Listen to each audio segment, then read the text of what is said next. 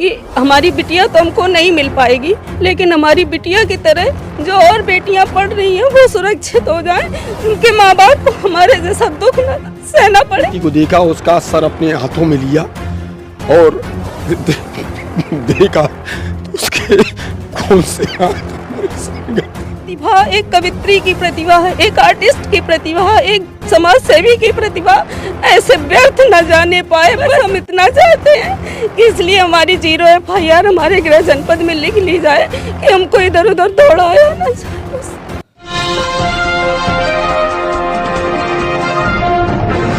साथियों नमस्कार, मैं हूं नीरज पटेल और आप देख रहे हैं नेशनल जनमत।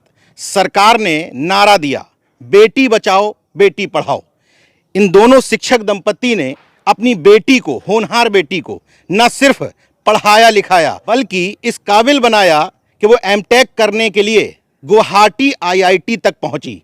अफसोस की बात है, पढ़ाने में तो कामयाब हो गए ये दंपति, लेकिन बचाने में कामयाब नहीं हुए। मेरे मुंह से मत सुनिए, माँ मेरे साथ में है, हालांकि इस समय बोलने की स्थिति में नहीं है, फिर भी हम ये समझने की कोशिश करेंगे आपसे कि आपको क्यों लगता है कि उसकी हत्या हुई है। इसलिए क्योंकि रात को हमारी बात हुई तो जनरल बात हुई। इसके बाद में सुबह डेली रूटीन के हिसाब से जब हमने उसे जगाने के लिए फ़ोन किया तो उसका जब फ़ोन 4-5 बार नहीं उठा तो हमने उसके साथ की 2 लड़कियों के नंबर थे, उन पर फ़ोन किया। वो लड़कियां हमको करीब 45 मिनट तक मिसगाइड करती रही, जा रही हूँ, क्लास में हूँ, ये है वो है। तो हमने घबरा के अपने हस्बैंड को फ़ोन किया कि बिटिया से बात हुई क्या? तो बोले सुबह तो मैं बात करता नहीं, तुम ही करती हो। तो हमने कहा जल्दी आओ, उसका फ़ोन नहीं उठ रहा है। तो जैसे हमने इसलिए कहा कि घर चलते हैं, जो एडमिशन के डॉक्यूमेंट्स हैं उनसे कांटेक्ट लेके उन पर बात करें। करीब इतना सब होने से के 1.5 घंटे बाद हमारे पास एक फ़ोन आता है 10:34 पर कि अपने हस्बैंड से बात कराओ, और उन्होंने डायरेक्टली कह दिया कि आपकी बेटी ने हैंगिंग से कर लिया है। लेकिन हम लोगों को विश्वास नहीं हुआ, तो हम लोगों ने कहा कि हमको वीडियो कॉल करके दिखा दो। तो उन्होंने कहा कि ये अथॉरिटी दिखा रही हूँ, पुलिस आ जाएगी, ये अथॉरिटी नहीं है। तो फिर हम लोगों ने करीब 10 बार कहा कि हम 5-6 घंटे में पहुंच जाएंगे, एज इट इज़ ही रखना जैसा है, और हम वहाँ छेड़छाड़ ना करना, तो या तो हमको वीडियो कॉल करके दिखा दो। तो ना तो उन्होंने हमको वीडियो कॉल करके दिखाया, और ना ही जब हम वहाँ पहुँचे तो हॉस्टल 3rd फ्लोर पर था, 46 नंबर कमरा। जब वहाँ पहुँचे तो कमरा सब अस्त व्यस्त था, और उसका ना तो लैपटॉप, ना तो मोबाइल, और ना बेड का गद्दा था, और ना ही कोई चीज़ वहाँ पर ऐसी सुरक्षित थी जिसे हमें लगता कि हमारी बिटिया के साथ कुछ अनहोनी नहीं हुई। हमारी बेटी का वजन 1 कुंटल 13 किलो था, और वहाँ हॉस्टल के छत की पटान 9 फीट, हमारी बिटिया की हाइट 5 फीट 7 इंच थी। लेकिन कमरे में पंखे में ना तो डस्ट हटी थी और ना ही कहीं टेढ़ा हुआ था। पंखे के नीचे बेड था जिसकी फर्श से ऊंचाई लगभग 3 फीट होगी। उस पर मच्छरदानी के लिए एंगल लगे थे, ना तो वो एंगल टेढ़े थे, ना तो उस पर चेयर थी। और बेटी हमारी, जो उन्होंने थोड़ा सा वीडियो हमको दिखाया बहुत अनुरोध करने के बाद, उसमें घुटनों के बल बेड पर है और रस्सी ढीली सी गले में दिख रही। लेकिन हमने वहाँ इन सब चीज़ों, जब हम पहुँचे तो प्रशासन अथॉरिटी कोई नहीं थी, सिर्फ सिक्योरिटी थी और पुलिस फोर्स था। जिस नंबर से हमको फ़ोन आया था उस नंबर पर हम लोग कॉल करते रहे, 100 कॉल की, लेकिन रात में कोई नहीं आया। लोगों से हम गिड़गिड़ाते रहे कि हमारी वार्डन से बात करा दो, डीन से बात करा दो और HOD से बात करा दो कि हुआ क्या। रात में सिर्फ 9 घंटे के कम्युनिकेशन के गैप के बाद हमें ये सूचना मिली। आखिर 9 घंटे। मैं ये जानना चाहता हूँ, जब आप गुवाहाटी पहुँचे जी IIT के अंदर, जी, वहाँ के किसी प्रशासन ने, किसी जिम्मेदार व्यक्ति ने आपसे बात करने की कोशिश की? नहीं की। आप फादर हैं, क्या नाम है आपका? शैलेंद्र कुमार। आप भी अध्यापक हैं? जी हाँ। तो आप साथ में पहुँचे? जी हाँ। गुवाहाटी जी। रात में कितने बजे?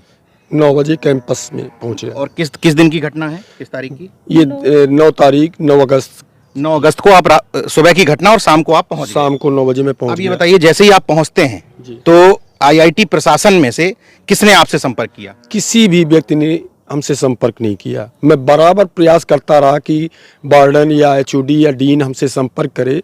रात 2 बजे तक हम लोगों ने प्रयास किया, किसी ने हमसे संपर्क नहीं किया। और बेटी की बॉडी की क्या स्थिति थी, कहाँ थी? बेटी प्राइवेट अस्पताल में मर्चरी में रखी हुई थी, जो कि कैंपस से करीब 3-4 किलोमीटर दूर था। मतलब उस 3-4 किलोमीटर के दायरे में और भी हॉस्पिटल थे जी। लेकिन वहां नहीं रखा? ना, कॉलेज में ही अस्पताल था, वहाँ नहीं रखा गया। अच्छा जी। अच्छा, मैं नेशनल जनमत के दर्शकों को दिखा देता हूं। जिस पंखे की आप बात कर रही थी उसकी तस्वीर देखिए। उसमें अगर रस्सी लटकाई गई होगी तो धूल हटनी चाहिए थी। जिस तरह का वेट आप बता रहे हैं, 1 कुंटल से ऊपर वेट था। उसकी जो पंखड़ियां थी वो टेढ़ी होनी चाहिए थी, लेकिन आप देख रहे हैं तस्वीरों में कुछ भी नहीं हुआ है, इसीलिए शायद आपका संदेह गहराया। अच्छा, इसके बाद फिर आपने असम में पुलिस प्रशासन से सहयोग मांगा होगा? जी, पुलिस प्रशासन से सहयोग मांगा, लेकिन उन्होंने भी हमारा कोई सहयोग नहीं किया। बहुत ज़्यादा जब कहने लगे हम लोग, तो हम लोगों को धमकी देने लगे कि आप डेड बॉडी यहाँ से नहीं ले जा पाओगे, ये डेड बॉडी ले जाना तो जैसा मैं कह रहा हूँ वैसा करिए। तो हम लोग शांत हो गए, गिड़गिड़ाने लगे, केवल डेड बॉडी यहाँ ले आने के चक्कर में। उन्होंने सुबह दूसरे दिन पोस्टमार्टम के लिए हम लोग। एक तस्वीर आपने मुझे दिखाई, हालांकि मैं नहीं दिखा सकता हूं क्योंकि उसमें ब्लड है। जो तस्वीर आपने मुझे दिखाई वो आपको कैसे देखने को मिली? वो जब मैंने पुलिस प्रशासन से कहा कि बेटी हमारी कहाँ है, तो उन्होंने बताया प्राइवेट हॉस्पिटल की मर्चरी में रखी हुई है। तो हमने कहा मैं बेटी से मिलने आया हूँ, मुझे बेटी तो दिखाओ। उन्होंने बड़े अनुरोध के बाद मुझे बेटी को दिखाया। जब मैंने बेटी को देखा, उसका सर अपने हाथों में लिया और देखा तो उसके खून से हाथ हमारे सर गए थे। मैं सिर्फ ये जानना चाहता हूं ताकि कुछ चीज़ें क्लियर हो जाएं कि कोई अगर बेटी जो एमटेक कर रही है वो अपनी जान लेगी तो कुछ तो उसके पीछे वजह होगी। कोई परिवार का झगड़ा, कोई विवाद, कोई इस तरह कोई चीज़ थी? कुछ नहीं, कुछ नहीं। कोई हमारे ऐसी 2 बात- बच्चे हैं। बेटा मेरा 12th पास आउट और बिटिया हमारी डिस्ट्रिक्ट टॉपर रही हाई स्कूल इंटर में कानपुर देहात अच्छा। में। और वो एक कवित्री भी थी, वो एक पेंटिंग भी करती थी, पेंटर भी थी, और वो एक समाज सेवी थी। उसने 2 यूनिट ब्लड डोनेट कर रखा था। कोई ऐसा विवाद कहीं कुछ जी नहीं, कोई जी ऐसी नहीं। सूचना नहीं? जी नहीं। अच्छा, बेटी के जो फ्रेंड्स हैं उनसे किसी से बातचीत होती थी आपकी? उन लोगों ने कुछ बताया? नहीं, उन लोगों को डीन ने मना कर रखा था कोई बात ही नहीं की आपसे? कि किसी ने कोई बात नहीं की। अभी उन लोगों के फोन में हम फोन करते हैं कोई तो नहीं उठाता। हमारे नंबर बिजी बताने लगते हैं। इसका ब्लॉक कर मतलब रखे ब्लॉक कर रखा। कोई नहीं। अच्छा, चलिए, ये असम की बात हो गई। उत्तर प्रदेश के आप रहने वाले हैं, कानपुर नगर में खड़े हैं, यहाँ कहाँ पुखराय के रहने वाले हैं आप लोग। वहाँ आपने प्रयास किया होगा नज़दीकी थाने में कि 0 FIR लिख ली जाए। यहाँ के प्रशासन ने क्या किया? वो टरका रहा है बार बार। 3 दिन से मैं परेशान हो रहा हूँ। CO साहब, SO साहब के पास जाता हूँ, वो टरका देते हैं कि ये वहाँ की रिपोर्ट है, वहीं लिखाओ। किसी तरीके से ये स्थिति तब है जब तमाम शिक्षक संगठनों ने जुलूस निकाला, कैंडल मार्च किया, यहाँ तक कि मौजूदा सांसद खुद शामिल हुए। इसके बावजूद एक FIR नहीं लिखी जा रही उस शासन में जहां बेटी बचाओ बेटी पढ़ाओ का नारा दिया जाता है। अब चाहते क्या हैं आप प्रशासन से और सरकार से? हमारी 0 FIR लिखी जाए हमारे ही गृह जनपद में, क्योंकि अब ना तो हम इतने लाचार हैं, ना तो हम वहाँ जा सकते हैं और ना इतना हम खर्चावान कर सकते हैं। और दूसरी बात ये कि हमको डर भी है वहाँ जाने से कि जो हमारी बेटी के साथ क्या हुआ, जो ऐसा हुआ, क्या उसने कॉलेज प्रशासन में ऐसा देखा जिसकी वजह से उसकी इस तरह से हत्या की गई। अभी आप बता रही थी कि जिस सुबह की घटना बताई जा रही है, शाम को आपको रात में ही बहुत अच्छे से बात हुई थी। कितने बजे? बात हुई है 11 बजे। मतलब उस समय कोई आपको तकलीफ महसूस ना, नहीं हुई? हमसे बोली मम्मी सोने लगी क्या? हमने कहा हाँ बिटिया सोने लगे। तो बोली सो जाओ, फिर आपकी नींद खराब होगी। तो हमने कहा नहीं, बताओ खाना ना खा लिया? बोली हाँ खा लिया। फिर हमें भी नींद आ रही, तो हमने कहा तो सो जाओ, सुबह बात करते हैं। सुबह डेली रूटीन था हमारा कि स्कूल पहुंचने के बाद 7:30 पौने 8 के बीच उसे कॉल करते थे, तो वो या तो जागी हुई होती थी या तो जग जाती थी। अच्छा, तो प्रशासन के अलावा स्थानीय जो जनप्रतिनिधि हैं उनसे भी सहयोग मांगा होगा आपने? जी, सबने कोई फायदा सहयोग नहीं, किया, कोई फायदा नहीं। सहयोग किया, लेकिन हमारी 0 FIR 0 FIR नहीं लिखी तो गई। सहयोग का कोई मतलब तो नहीं। सहयोग का कोई मतलब नहीं। नेशनल जनमत जज की भूमिका में नहीं आना चाहता कि क्या हुआ क्या नहीं, लेकिन कम से कम FIR लिखवाना हर व्यक्ति का अधिकार है। इन्होंने तो अपनी एक होनहार बेटी को खोया है। आखिर एफआईआर तक दर्ज नहीं हो रही तो क्या खाक इंसाफ मिलेगा? मैं नेशनल जनमत के माध्यम से उत्तर प्रदेश सरकार, असम सरकार और केंद्र सरकार से भी अनुरोध करता हूं कि आखिर कब तक इस तरीके से एकलव्यों का अंगूठा मांगा जाता रहेगा? एक अच्छा पढ़ने लिखने वाली बेटी जो 12th में और 10th में दोनों में जिला टॉप करती है, बीटेक करती है, फिर एमटेक करने आईआईटी गुवाहाटी पहुंचती है, और कितना बेटी को पढ़ाएं, लेकिन क्वालिफाई करने के बाद लेकिन बचाना मुश्किल हो जाता है। अब इस परिवार के साथ नेशनल जनमत पूरी शिद्दत के साथ खड़ा है। तमाम जगह आपने कंप्लेंट की, सांसद चंद्रशेखर आजाद को भी आपने पत्र दिया।